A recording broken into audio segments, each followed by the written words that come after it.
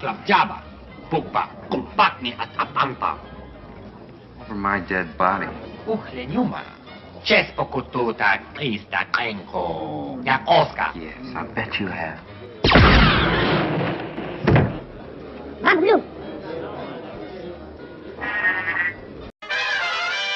Hello, ladies and gentlemen. Well, episode 7 of Survivor opens with a quick update of all the different tribes, because we're about to go into the merge, so they want us to know what the lay of the land is in each of the tribes. In the yellow tribe, Chrissy, Ryan and JP are all very happy that they are a solid 3 after voting out Ali in last episode. Chrissy also feels kind of like the queen bee. She says she feels that she's got mastery of the social game and that both JP and Ryan trust her more than they trust each other. Over in the red tribe, Cole is feeling like the queen bee, although he really shouldn't, because apart from Jess, pretty much nobody likes him. But Cole says that he completely trusts and likes everyone in the tribe, including Ben and Laura. Well, they don't like you, dude.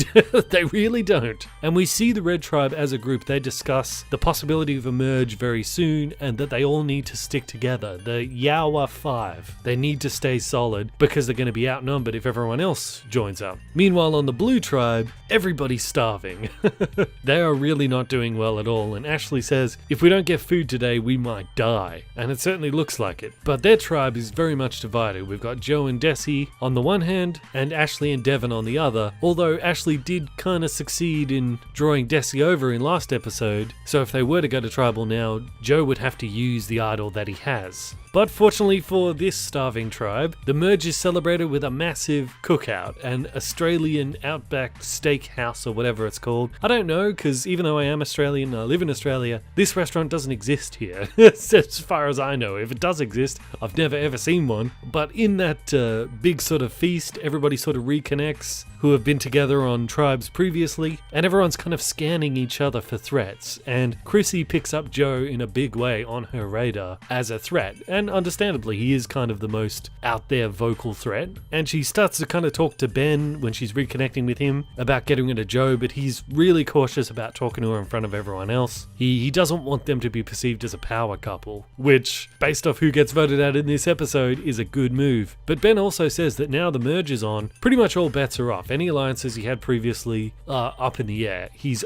only caring, it's a one-man game from here out. He'll do whatever he needs to do to get to the end. So presumably that means also betraying Chrissy. Jess says that her Yawa 5 alliance is strong, but in order to get the majority they need to bring over 2 people. And they choose Joe and Desi. And just as when Ashley was trying to approach Desi about betraying Joe, here again, Desi seems very receptive to that idea, and so does Joe. So in terms of strategy and who's on what side, it's a bit complicated because there's so many people and there's like 2 different versions of alliances depending on who goes with what. So let's look at the 2 scenarios of what could play out. If we look at it in the hero, healer, hustler paradigm, we've got 5 healers, 4 heroes, and 3 hustlers. So looking at that, you'd say, well, the 3 hustlers, if they join together with the 4 heroes, they then have the numbers to take out the 5 healers. This is what Ryan and Devon are going for. This is the strategy they're engaging in. They want to merge with the heroes and take out the healers. However, one of those hustlers and one of those heroes are also part of the Yawa 5. That's the second possible situation that could happen. So the Yawa 5 is Jess, Cole, Mike, Lauren, and Ben. Now, if Jess succeeds in pulling over Joe and Desi, that gives them the majority against everyone else. So we can see that the only 2 people who are included in both these scenarios are Ben and Lauren, who, whichever plan they choose to go with, will be the successful plan. So you've got sort of like Jess and Joe trying to put together this Yawa 5 alliance with Joe and Desi, and you've got Chrissy kind of masterminding the other one, the Hero Hustler alliance. But the number one problem for this Yawa 5 alliance is this requires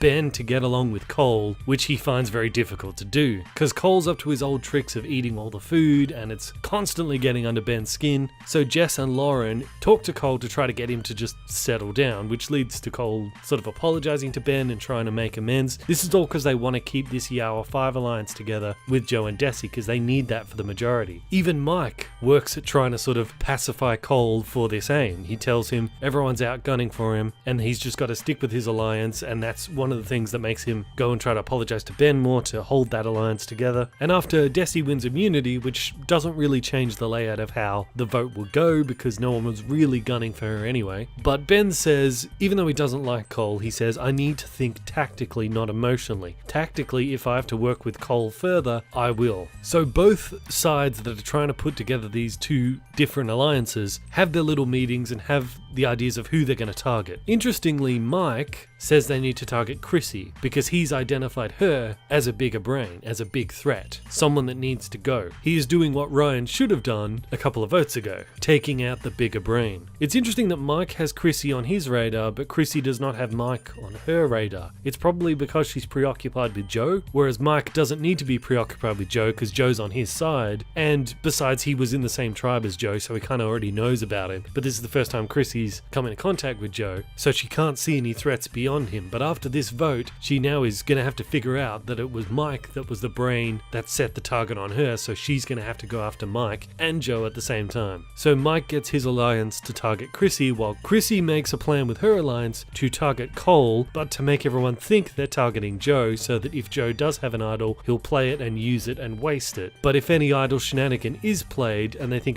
he might give the idol to Cole or anything, they make a backup plan that if they can't get Cole, they'll go for the next best thing, which is Jess. Thus, the power couple kiss of death happens all over again. And at the tribal council, everything went pretty much exactly as Chrissy predicted. They pretended like they were going to vote Joe to flush the idol out. They successfully flushed that idol out, and they followed their backup plan of rather than targeting Cole, to target Jesse because they didn't know whether Joel will play that idol for himself or someone else. So tribal council went exactly as Chrissy wanted because Ben and Lauren ultimately did side with the hero hustler alliance. Presumably Ben just couldn't get over his hatred for Cole, despite what he said earlier in the episode. Now they've taken out one of the Yawa 5, they have the numbers, they've flushed out the idol, but I think the thing I'm most looking forward to now is now Chrissy knows there's another threat beyond Joe out there. See the look on her face when the first vote with her name on it came up? She was not expecting that. She's now going to be on the hunt for who was the brain behind that. That's going to lead her back to Mike, which could then be an opportunity for Ryan to perhaps flip and help side with Mike temporarily to take out Chrissy. Who knows? We'll have to wait and see. I'm very much looking forward to it. But when we're talking about what lesson we can learn from Jess getting voted out, it's just the plain old curse of the power couple again. Just don't do that. I mean, Jess, if you're looking for romance, you can go on The Bachelorette or something. But if you want to play Survivor, play Survivor. Save the romance for Off Island. So thanks for watching, guys. Let me know in the comments section below what you thought of the episode. And until next time, I will see you guys in the comments.